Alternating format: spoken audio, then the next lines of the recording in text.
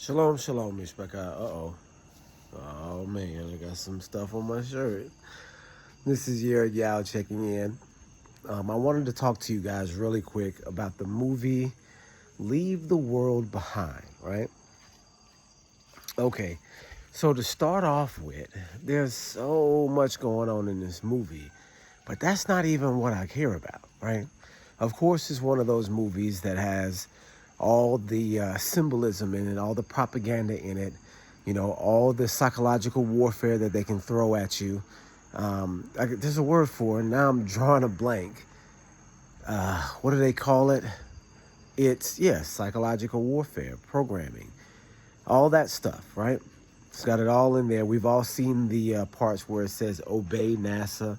One person's shirt says obey and the other person's shirt says NASA. We all saw the part where he turned in the AM dial to 1619, which we know is a reference to the year the first slaves were brought into America. We know it was produced by Barack and Michelle Obama, which means that it's a government-controlled production. All of these things we know. We know them for a fact, right?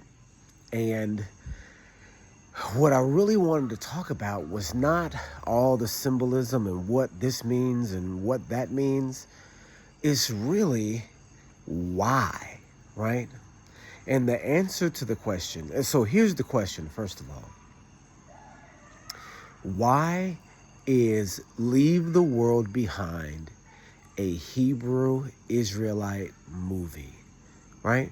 Why is Leave the World Behind made for Hebrew Israelites? Because it is.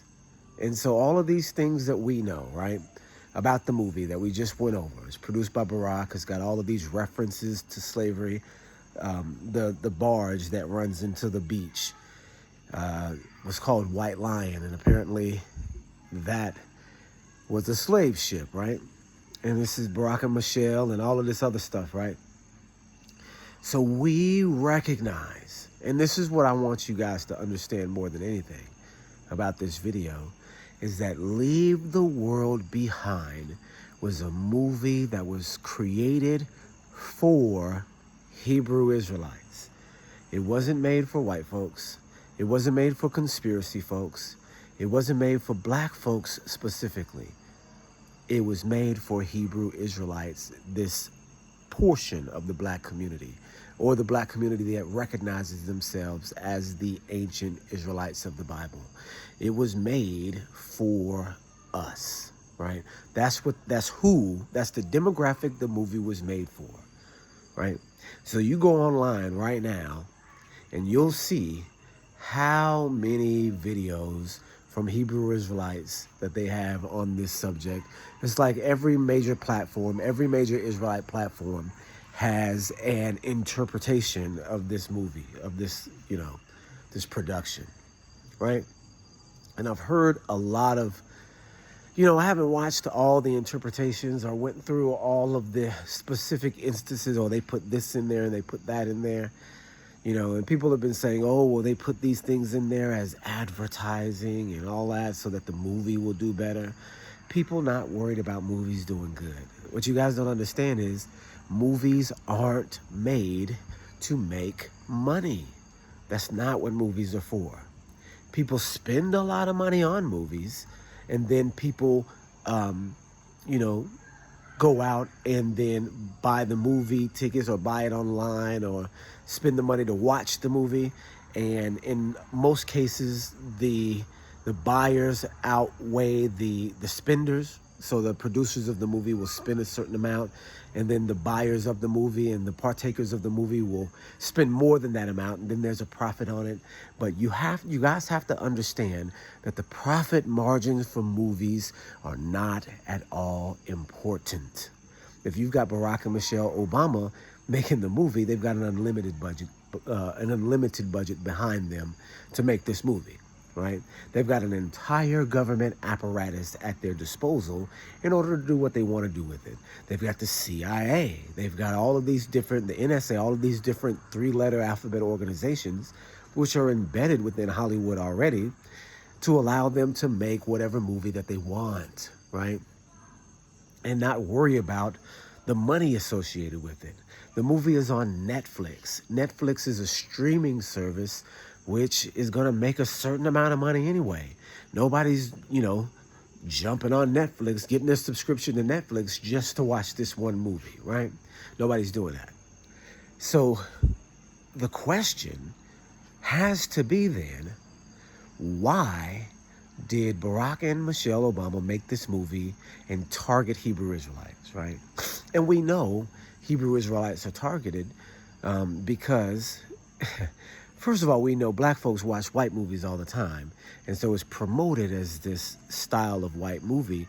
But when you actually watch it, you can see that it has so many black components in it that it can't really be for white folks, especially the white folks who are, members of the crowd that, Julia Roberts, who stars in the movie, Kevin Bacon, and then the other guy from that era. You're not having those style of Julia Roberts white folks that are just going to be up and saying, I want to watch this movie because Julia Roberts in it. And it's got all these black themes in it. Like the movie starts with a wild rap song, that sounds like a trap song. And I don't even know who it is that's singing that song. And then it's got all of these different 90s R&B references in it, or 90s R&B songs in it that, white folks not really going to care about. But our people will, right? Our people will recognize these songs from, somebody like me who's a middle-aged Hebrew Israelite. Right away, I recognize these songs from my childhood and from my teenage years, right? And looking at them, even for me looking, hearing the song, one song from the movie I hadn't heard in so long that I'm thinking, geez, this is one of the old jams, right? So targeting a demographic, right, that comes from that 90s era, that's waking up to who they actually are. That's what the movie is doing. And then including these subtle themes within it that Israelites will pick up on and run with, right? And so the question then becomes, why? Why did Barack and Michelle make this movie? And this is really the crux of what I've been trying to come to and, what I've been trying to get to. And the answer really, the truthful answer is, I don't know. I have no idea, right? And so what some people think is that Michelle and Barack are somehow warning Israelites to prepare themselves and to get themselves together for these events that are going to come. As you can see, the black character, the black male character who's rich in the movie has a at the end of the movie has a breakdown of what he believes is going on. That it's a cyber attack, and it's an attack on by a foreign country, and it's a destabilization process of the United States, which we know is something that they've been doing for the past, since the turn of the century, last century, not this one, last one, turn of the 20th century, trying to destroy America, right? That's what they've been trying to do. They've been, slowly turning the culture towards paganism, and not only paganism, but a style of paganism that is destructive, right? And they're not doing that in other nations. They're doing that in America, right? They're destroying the culture. They're polluting the culture. So we know, for a fact that destabilizing America is something that they're doing from the inside out. So you don't necessarily need an attack or, anything as blatant as an invasion in order to do that, right? All you really have to do is continue these silent weapon tactics in order for the country to destroy itself, which is what we're seeing. So again, warning people about this coming, attack or whatever can't be the purpose of the movie, because the attack is long overdue, right? The attack has started 100 years ago from the inside, not the outside. So warning us about an impending attack cannot be what the movie is about. For one, not only has the the destabilization been active for 100 years already, but Barack and Michelle are not Hebrew Israelites. They are black folks, but culturally, Barack is African. He's East African, and that's not the same style of people. That's not the people that are a part of the transatlantic slave trade. He wouldn't have the same background story as the rest of us in America, right? His background story would be different. And then Michelle, who is tagging along, we can talk about Michelle if you want to talk about Michelle, but there's a lot to talk about with Michelle already. So we're not going to really go too deeply into Michelle Obama. We'll save that video for another time, right? Boys, what's the problem? I'm out here trying to do a video. All right, now go on back upstairs. Are you gonna put the light on? Go on back upstairs, boys. All right, so what we do have, though, is all of these different references to slavery, to attacks, to, all of this style of warfare, and no reason why, right? And so, again, we're eliminating what it couldn't be, right? And we've already said, I'm not sure what it is, but we're just eliminating what it couldn't be. So the first thing that it couldn't be is a warning about an impending attack, because the attack already started 100 years ago. Second thing, it couldn't be a warning because Barack and Michelle Obama have no reason to warn Hebrew Israelites about the coming end of the world, because they don't care nothing about no Hebrew Israelites. Those are the enemy to them. Barack and Michelle Obama are Satanists. They are Satanists, they're Luciferians, they are in the satanic system, they are leaders in the satanic system, and leaders in the satanic system are not warning you of attacks that are coming, right? So what then is the purpose of this movie? Why in the world would Barack and Michelle Obama create a movie, target Hebrew Israelites, put a bunch of coded messages in it, and then step back to see what happens, right? Why would that be the case? And I'm telling you, I don't know what the case is, but we just need to look at the scenarios that are going on and try to figure out why. It has to be some sort of witchcraft that has an effect on us, and not necessarily something that is trying to be warning of a future event that's coming. So what effect would it have on us? Would it cause a level of paranoia? Would it cause you to isolate yourself from other Israelites or from your family and friends? Excuse me. What is this for? And that's what I'm really asking. Why would Barack and Michelle make a Hebrew Israelite movie with a bunch of stars in it, right? It really just blows my mind. You're talking about a nation, America, Babylon, who has at its disposal the highest level of psychological propaganda of any nation, any country, anywhere. So anything that it does is going to be slick to the utmost, right?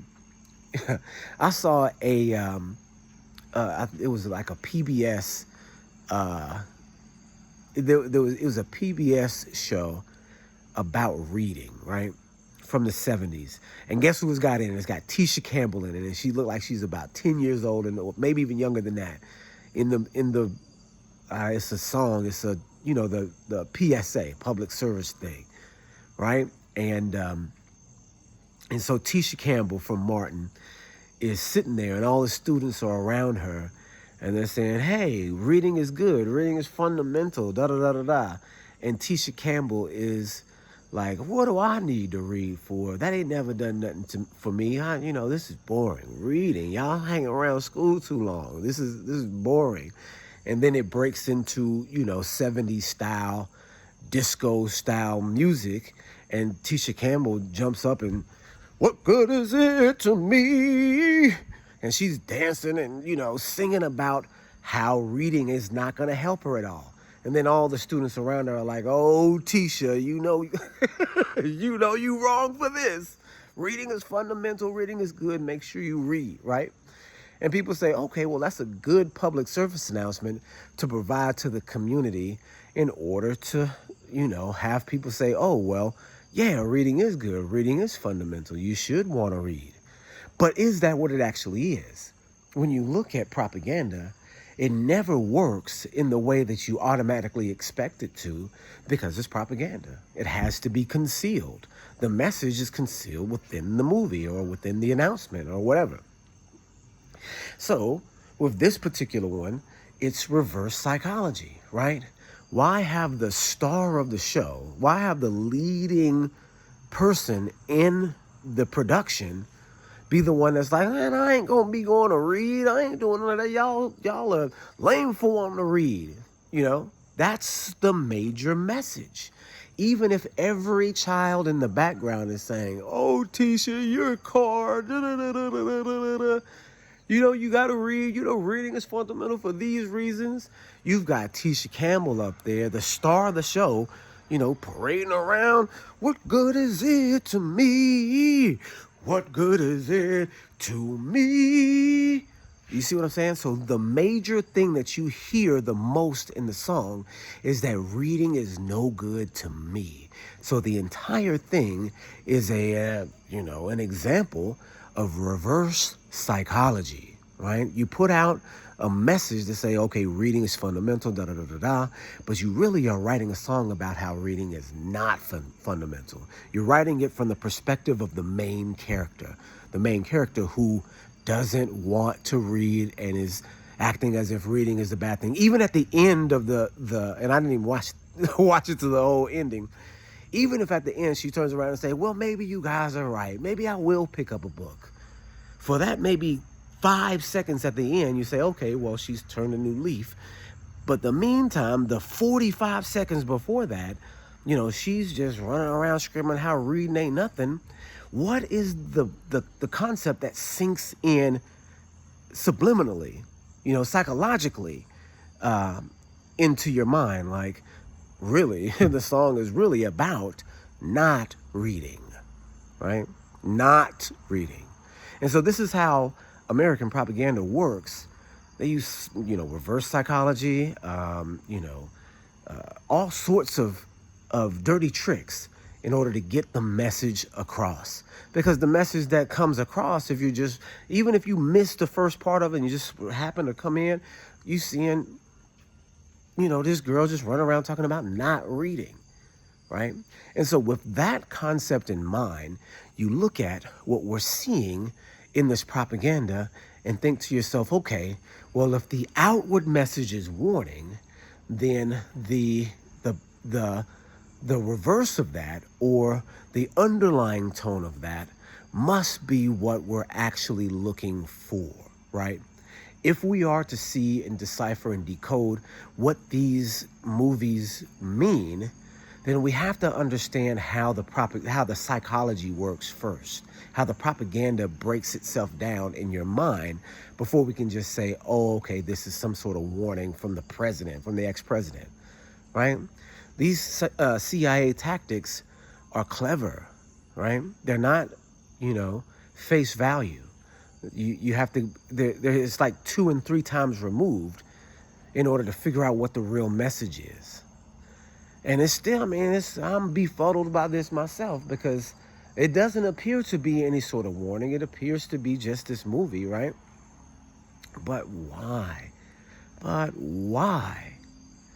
And so that's really what I wanted to come on here and say, is that for people that are looking at this movie as some sort of warning, some sort of Illuminati heads up before they get ready to do something, don't think that it's the case, because there's no reason for them to actually do that at this juncture in time, right?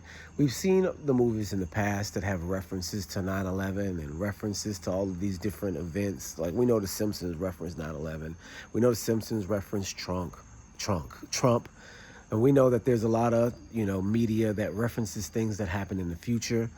But they're so deeply encoded that before you know 9/11 is a thing, you would never, ever in life guess that that's what it was, right? They would have gotten away with the programming because you cannot predict a date unless you know the date already. You are not part of the planners of 9/11, Israel and the United States. You're not part of the planners of 9/11. So the term 9/11 means nothing to you until after 9/11 has happened. So there's no way you're going to be able to pick up on that propaganda beforehand. The reason why it's referenced in there is when you do see it, that you're more apt to believe it, right? Because you've already heard it in your mind before, and so, subliminally, you're able to accept a concept a lot easier since it's been kind of spoon-fed to you behind the scenes, for a little while, going all the way back to the 90s, right? All the way back to the early 90s. So, with this being said, this movie, Leave the World Behind, look at the title. The title is called Leave the World Behind, right? Leave the World Behind. It's really about isolation. The movie is about isolation. The main character hates people. Julia Roberts' character. The other main character, who is the black star of the movie, is kind of not the opposite of that, but more of let's wait and see what happens, right? Let's react instead of be preemptive. Let's react. But it is all about interactions with people and, relationships with people. Whether you continue the relationships or you shut down and become your own family within, a dying world, right? And so with these themes in mind, we want to decode this movie if that's what we need to do even. Do you see what I'm saying? I'm starting to lean back because I would tell you, initially, go check the movie out. It's got all of these different codes in it. We're trying to figure out what they're talking about. We're trying to figure out what they're doing. We're watching these movies to decode the madness, right? To see if we can get a heads up on what's going on. But they know that's what we're doing. This is the point that I'm making behind all this, is that they know people watch movies to try to decode these things. So they're putting it in there and putting it in there in such a way that it appears to be some sort of heads up or something. But since they know that this is what we're watching these movies for, they're designing it in such a way as to take that into consideration and put the actual thing that they're trying to say within those lines, right? And so it does turn out that Barack and Michelle are still after the community. And I could go really deep into Barack. I could go really deep into Michelle and, get into, what else is going on in America and what Barack actually introduced to America. We believe that it's, universal health care or whatever else thing that he had supposedly introduced. But what Barack actually introduced is gang warfare in Chicago, spreading all across America. Remember, he's a community organizer. What community is he organizing, and how is he organizing it?